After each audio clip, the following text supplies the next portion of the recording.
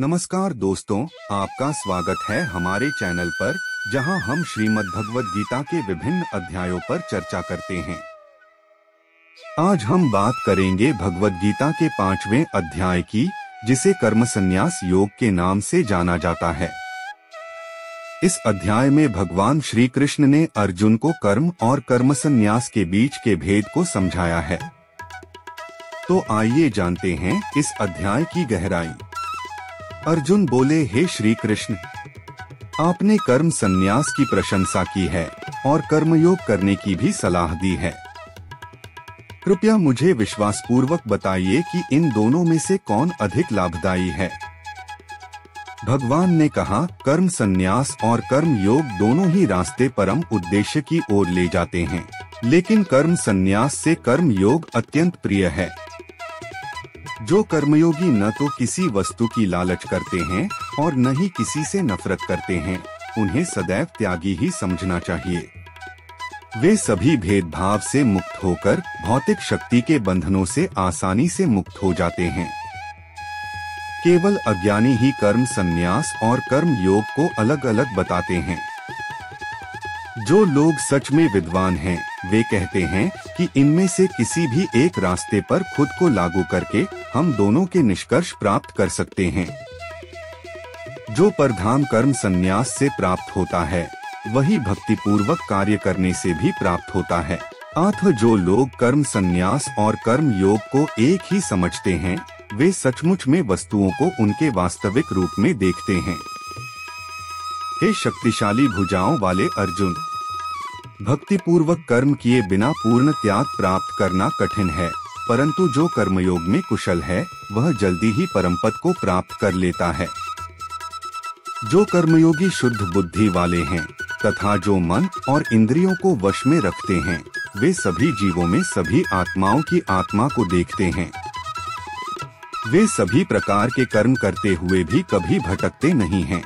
कर्मयोग में कठोर रहने वाले लोग हमेशा यह सोचते रहते हैं कि मैं करता नहीं हूँ, यहाँ तक कि वे देखते, सुनते, स्पर्श करते, सूंघते, चलते, सोते, सांस लेते, बोलते, मलत्याग करते, पकड़ते, आंखें खोलते या बंद करते समय भी ऐसा ही सोचते रहते हैं। वे दिव्य ज्ञान के प्रकाश से देखते हैं कि केवल शारीरिक इंद्रियां ही अपने विषयों के बीच अध्ययन कर रही हैं। जो लोग समस्त लगाव को त्याग कर अपने कर्मों को भगवान को समर्पित कर देते हैं, वे पाप से उसी प्रकार अछूते रहते हैं, जैसे कमल का पत्ता जल से अछूता रहता है।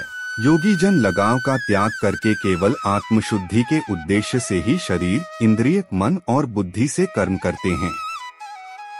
कर्मयोगी समस्त कर्मों के फल भगवान को अर्पण करके शाश्वत शांति प्राप्त करते हैं, जबकि जो लोग कामनाओं से प्रेरित होकर स्वार्थपूर्ण उद्देश्य से कर्म करते हैं, वे कर्मों के फल में लगाव होने के कारण फंस जाते हैं।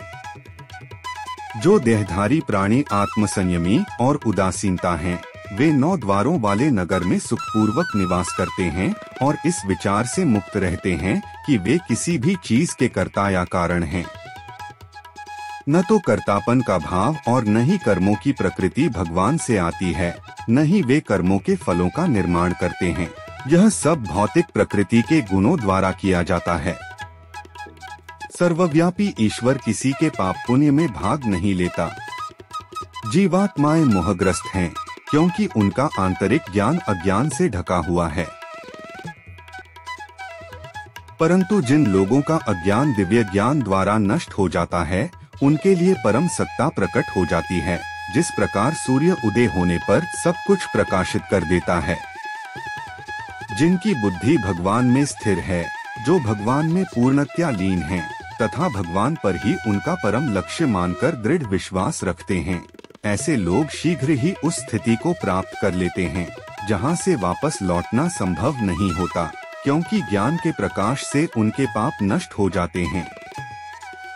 सच्चे विद्वान लोग दिव्य ज्ञान की आँखों से ब्राह्मण, गाय, हाथी, कुत्ते तथा कुत्ते को खाने वाले को समान दृष्टि से देखते हैं।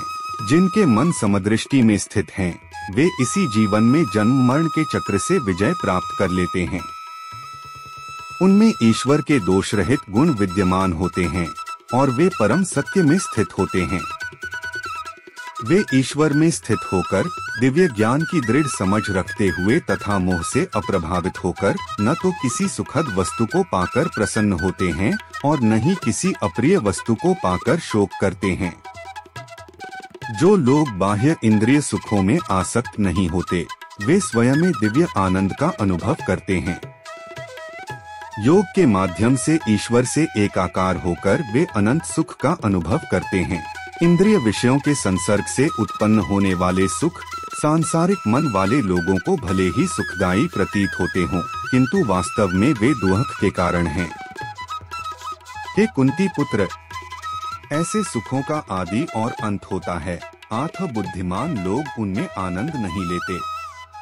वे लोग योगी हैं जो शरीर त्यागने से पहले इच्छा और क्रोध की शक्तियों को नियंत्रित करने में सक्षम हैं, और केवल वे ही सुखी हैं।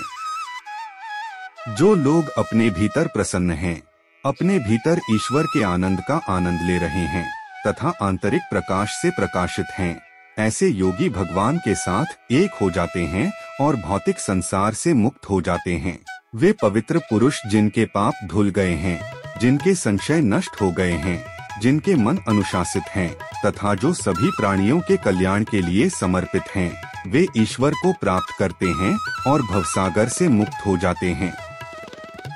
उन सन्यासियों के लिए जिन्होंने निरंतर प्रयास से क्रोध और वासना को तोड़ दिया है, जिन्होंने अपने मन को वश में कर लिया है तथा जो आत्म साक्षात्कार प्राप्त कर चुके हैं, भौतिक संसार से मुक्ति यहीं और परलोक दोनों में है। बाह्य भोग के सभी विचारों को बंद करके अपनी दृष्टि को भौहों के बीच के स्थान पर स्थिर करके नासिका में आने जाने वाले श्वास के प्रवाह को समान करके तथा इस प्रकार इंद्रियों, मन और बुद्धि को वश में करके जो मुनि इच्छा, भय और क्रोध से मुक्त हो जाता है, वह सदैव स्वतंत्र रहता है। मुझे समस्त यज्ञों और तपों का भोक्ता, समस्त लोकों का परमेश्वर तथा समस्त जीवों का निःस्वार्थ मित्र जानकर मेरा भक्त शांति प्राप्त करता है। तो दोस्तों, यह था गीता का 5वां अध्याय कर्म संन्यास योग। इस अध्याय में भगवान श्री कृष्ण ने यह बताया कि कर्म और संन्यास दोनों ही मार्ग मोक्ष की ओर ले जाते हैं, लेकिन निष्काम कर्मयोग सबसे श्रेष्ठ मार्ग है। अगर आपको हमारा यह वीडियो पसंद आया हो तो इसे लाइक और शेयर करना न भूलें। और अगर आप हमारे चैनल पर नए हैं तो कृपया सब्सक्राइब करें ताकि आप भगवद गीता के अन्य अध्यायों पर भी हमारी चर्चा का हिस्सा बन सकें। धन्यवाद। जय श्री कृष्ण।